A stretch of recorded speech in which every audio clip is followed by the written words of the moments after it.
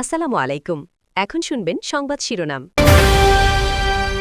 ছুটি শুরুর দিনে রাজধানী ছাড়ার ধুম, প্রিয়জনের সাথে ঈদ আনন্দ উদযাপনের স্বপ্ন নিয়ে বাড়ির পথ ধরেছেন হাজারো মানুষ। ট্রেনের শিডিউলে কিছুটা বিপর্যয়। নতুন জটিলতায় জুলাই আদেশের সাংবিধানিক ভিত্তি, গণভোটের প্রস্তাব বাস্তবায়নে আইনগত বাধ্যবাধকতা নেই সরকারের, বলছেন বিশেষজ্ঞরা। বাড়তি অর্থ খরচ না করে প্রস্তুত করা হয়েছে প্রধানমন্ত্রীর সরকারি বাসভবন যমুনা। তারেক রহমান কবে উঠবেন সে সিদ্ধান্তের অপেক্ষায় গণপূর্ত বিভাগ। সেবায় ঈদের ছুটিতে সার্বক্ষণিক সচল থাকবে ব্যাংকের এটিএম বুথ। পর্যাপ্ত টাকা রাখার পাশাপাশি নিশ্চিত করা হবে নিরাপত্তা, নেই ভোগান্তির আশঙ্কা। এতক্ষণ শুনছিলেন সংবাদ শিরোনাম, এখন শুনবেন বিস্তারিত সংবাদের আগে আমাদের যমুনা 24 টিভি চ্যানেলটিকে সাবস্ক্রাইব বা ফলো করে আমাদের সাথে থাকুন আর কমেন্ট করে জানান আপনি কোথা থেকে সংবাদ শুনছেন। ছুটির প্রথম দিন আজ টানা 7 দিনের ছুটি পাচ্ছেন সরকারি কর্মকর্তা কর্মচারীরা। পরিবারের সবার সাথে ঈদ উদযাপন করতে ভোর থেকেই ঢাকা ছাড়ছেন ঘরমুখো মানুষ। এই যাত্রার ভোগান্তি আর ভিড় এড়াতে অনেকেই আগেভাগে ফিরছেন বাড়ি। ছুটি শুরুর দিনে লঞ্চ, ট্রেন ও সড়কপথে রাজধানী ছাড়া মানুষের ঢল। গত কয়েকদিনের তুলনায় কমলাপুর রেল স্টেশনে ঘরমুখো মানুষের চাপ বেড়েছে। প্ল্যাটফর্মগুলোতে প্রবেশে অবশ্য বেশ কড়াকড়ি ব্যবস্থা নেওয়া হয়েছে। এছাড়া চাপ বেড়েছে অন্যান্য যানবাহনেও। ঈদের যাত্রা নিরাপদ ও নির্বিঘ্ন রাখতে আইনশৃঙ্খলা বাহিনী রয়েছে সতর্ক অবস্থানে।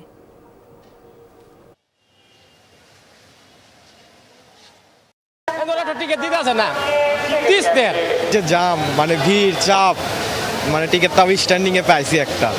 বিনা টিকিটে যাত্রীদের প্রতিরোধ করা হচ্ছে যাতে বিনা টিকিটে যাত্রী ভিতরে প্রবেশ না করতে পারে। যাদের টিকিট নেই কাউন্টারে পাঠানো হচ্ছে, কাউন্টার থেকে 25% স্ট্যান্ডিং টিকিট দেওয়া হচ্ছে। ঈদ যাত্রায় মহাসড়কগুলোতে বেড়েছে যানবাহনের চাপ। প্রিয়জনের সাথে ঈদ আনন্দ ভাগাভাগি করতে গ্রামের বাড়িতে ছুটছে মানুষ। ঢাকা টাঙ্গাইল মহাসড়কের কয়েকটি পয়েন্টে যাত্রী তোলার কারণে যানবাহনের কিছুটা জটলা থাকলেও এখন পর্যন্ত বড় ধরনের যানজটের কোনো ভোগান্তি নেই। তবে বরাবরের মতোই বাসে বাড়তি ভাড়া নেওয়ার অভিযোগ করেছেন যাত্রীরা। সিট ফাঁকা না থাকা ও অতিরিক্ত ভাড়ার কারণে অনেকেই ট্রাক পিকআপে করে বাড়ির পথ ধরেছেন। ঢাকা চট্টগ্রাম মহাসড়ক ও ঢাকা ভাঙ্গা এক্সপ্রেসওয়েতেও যান চলাচল স্বাভাবিক রয়েছে। পদ্মা সেতু দিয়ে বেড়েছে মোটরসাইকেল পারাপার। মহাসড়কগুলোতে যানবাহন চলাচলে শৃঙ্খলা রাখতে কাজ করছে পুলিশ। এদিকে পাটুরিয়া দৌলতদিয়ায় নৌরুটে নির্বিঘ্নেই তো যাত্রী হওয়ার সম্ভাবনা অন্তত আজকের দিনে অন্তত খুবই ক্ষীণ। কেননা আমি আছি এই মুহূর্তে আসলে দ্বিতীয় পয়েন্টে, অর্থাৎ একজন যাত্রী কমলাপুর স্টেশনে প্রবেশের পর প্রাথমিক একটা চেক পয়েন্টে তিনি দাঁড়াবেন, সেখান দিয়ে প্রবেশ করে একটা নির্দিষ্ট প্রবেশ পথ দিয়ে এসে চূড়ান্তভাবে যখন তিনি প্ল্যাটফর্মে প্রবেশ করবেন তার ঠিক এক মুহূর্তে অর্থাৎ দ্বিতীয় ধাপে তিনি আরেকটা চেকপোস্টের মুখে পড়বেন। অর্থাৎ রেলওয়ের আদেশের সাংবিধানিক ভিত্তি নিয়ে নতুন জটিলতায় রাজনৈতিক অঙ্গন। সরকারি দলের ভিন্ন মতের কারণে গণভোটের ভবিষ্যৎ নিয়ে শঙ্কা প্রকাশ করছেন কেউ কেউ। তাদের মতে জুলাই সনদের বাস্তবায়ন এখন কেবল বিএনপি সদিচ্ছার উপর নির্ভর করছে। আইনজ্ঞদের মত, গণভোটের প্রস্তাব বাস্তবায়নে আইনগত বাধ্যবাধকতা নেই সরকারের, তবে জনরায় মানতে নৈতিক চাপ রয়েছে। সেই সাথে আছে বিরোধী দলের আন্দোলনের হুমকিও। 24-এর গণঅভ্যুত্থানে আওয়ামী লীগ সরকার পতনের পর দাবি ওঠে সংস্কারের, যেন রাষ্ট্র কাঠামোয় স্বৈরতন্ত্র ফিরে না আসে। তখনকার আন্দোলনে অংশ নেয়া সব রাজনৈতিক দলের দীর্ঘ আলোচনায় চূড়ান্ত হয় জুলাই সনদ। জনগণ তাতে মত দেয় গণভোটের মাধ্যমে। জুলাই আদেশ ও গণভোটের 4 প্রশ্নে সম্মতি ছিল না বিএনপির। উচ্চকক্ষে পিআর সহ নোট অব ডিসেন্ট দেওয়ার সিদ্ধান্তে অনড় ছিল দলটি। জুলাই আদেশ অনুযায়ী শপথ কিংবা ফলাফলের 30 দিনের মধ্যে ডাকা হয়নি সংবিধান সংস্কার পরিষদের অধিবেশন।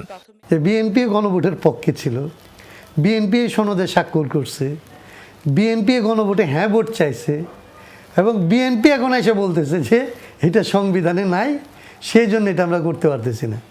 এর চাইতে হাস্যকর, এর চাইতে স্ববিরোধী অবস্থান আসলে যেই দল একটা 3 বার ক্ষমতায় ছিল তাদের কাছ থেকে এটা অসম্ভব রকমের অপ্রত্যাশিত।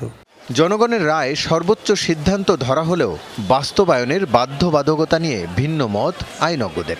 কারো মতে সংবিধানের মৌলিক পরিবর্তনের স্থায়ী রূপ দিতে জনগণের সরাসরি মতামত জরুরি। আবার কারো মতে সংবিধানে গণভোটের বিধান না থাকায় শক্ত ভিত্তি তৈরি হয়নি।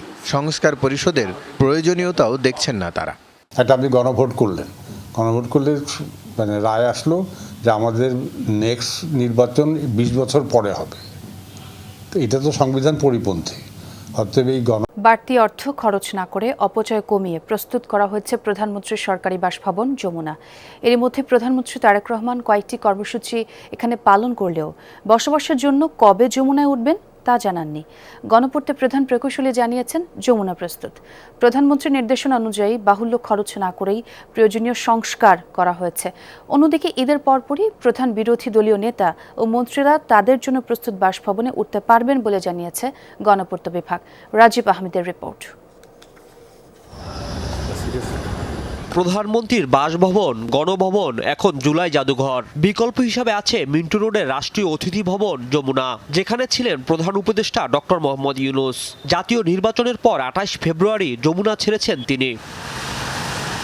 নতুন প্রধানমন্ত্রী তারেক রহমান দায়িত্ব গ্রহণের পরও আগের মতো পরিবার নিয়ে থাকছেন গুলশান এভিনিউর 196 নম্বর বাসায়। নিরাপত্তা ও অভ্যন্তরীণ সুবিধা বিবেচনা করে তার বাসভবন হিসাবে প্রস্তুত করা হয়েছে যমুনা। প্রধানমন্ত্রীর নির্দেশনা অনুযায়ী অপচয় কমাতে এর সংস্কার কাজে বাড়তি খরচ হচ্ছে না বলে জানিয়েছেন গণপূর্তের প্রধান প্রকৌশলী। মাননীয় প্রধানমন্ত্রী বাহুল্য খরচ পরিহার করতে চান সবসময়, তা আমরা কোনো বাহুল্য খরচে যাচ্ছি না। ভেতরের যে মেইনলি রং হাইজেনিক ওয়াশ বলে যেটাকে, সেটাই আমরা মূলত করছি, যাতে আমরা খুব অল্প বাজেটের ভিতরে সাশ্রয়ীভাবে জিনিসটা করতে পারি।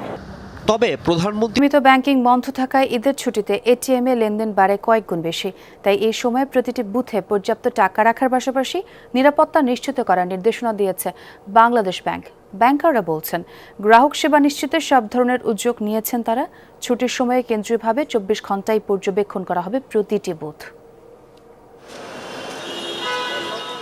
সোমবারই শেষ হয়েছে নিয়মিত ব্যাংকিং কার্যক্রম। বুধবার নির্বাহী আদেশে বন্ধ ঘোষণা করাই আজ থেকেই শুরু ঈদের ছুটি। বুধ ও বৃহস্পতিবার বিশেষ ব্যবস্থায় ব্যাংকের কিছু শাখা খোলা থাকলেও নিয়মিত লেনদেন বন্ধ থাকবে 7 দিন। এ সময় নগদ টাকার চাহিদা পূরণের একমাত্র মাধ্যম এটিএম বুথ। কিন্তু বুথে পর্যাপ্ত টাকা না থাকা এবং যান্ত্রিক ত্রুটির কারণে অনেক সময় বিড়ম্বনায় পড়তে হয় গ্রাহকদের। ভোগান্তি এড়াতে এবার আগেভাগে উদ্যোগ নেবে ব্যাংক, এমন প্রত্যাশা গ্রাহকদের। আমরা অবশ্যই চাইবো যে যেন এটিএম সেবাটা যেন অবশ্যই স্মুদার থাকে, যেন আমরা অবশ্যই ট্রানজ্যাকশনটা যেন সাধারণ মানুষ যেন ট্রানজ্যাকশন করতে পারে, টাকা পয়সা লেনদেন করতে পারে। আমরা অবশ্যই চাইবো যেন স্মুথ একটা ট্রানজ্যাকশন হয়, টাকাটা মানুষ এসে তুলতে পারে, যাতে মানুষ ভোগান্তি না পড়ে।